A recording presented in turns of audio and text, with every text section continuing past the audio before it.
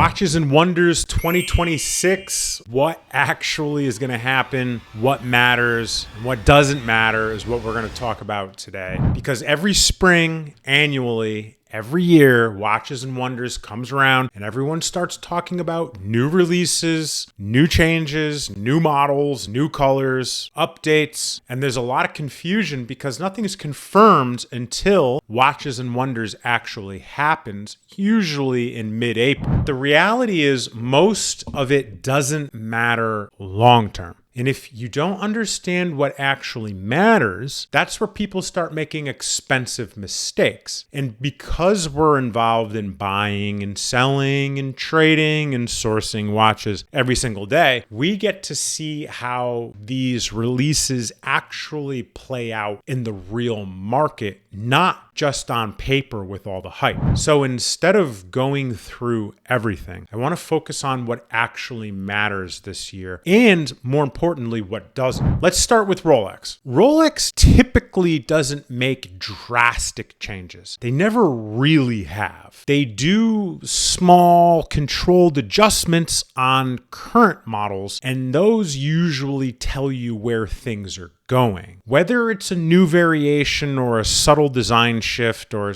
something like quietly being removed, like a clasp or a complication, that's where you need to pay attention. But most of the time, the real signal isn't what they release, it's what they're starting to phase out. And we've seen that as a pattern before. Now, when it comes to this year's new releases, some models will get immediate attention, kind of like the Land Dweller last year, which was a new model release. Certain pieces will be much harder to get, and prices will move in the short term, as it always does. If it's a new model, typically they come out 5-6 times over MSRP on the secondary market. But the short-term hype doesn't actually translate into long-term value. That's where most people really get it wrong and spend a lot of money that they don't really need to if they're patient. They chase what's new instead of understanding where the market's actually heading. Looking beyond Rolex, brands like AP and Patek also make updates. Some are meaningful, others are just variations. And that's the reality of this event. Not everything is meant to change the market. A lot of it is there to keep attention on specific models. From a collector's standpoint, the question isn't what's new, it's what's actually changing things. Because most of the time, the watches that matter are the ones people don't immediately recognize. They're the ones that signal a shift, whether in design, production, or direction.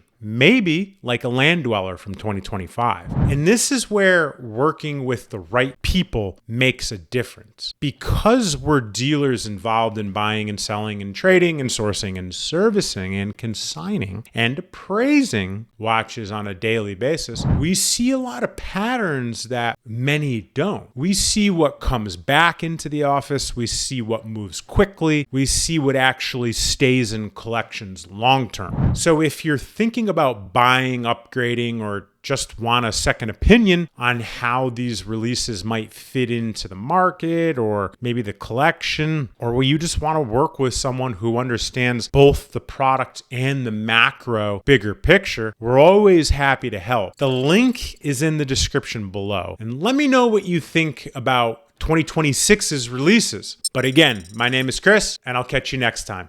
Peace.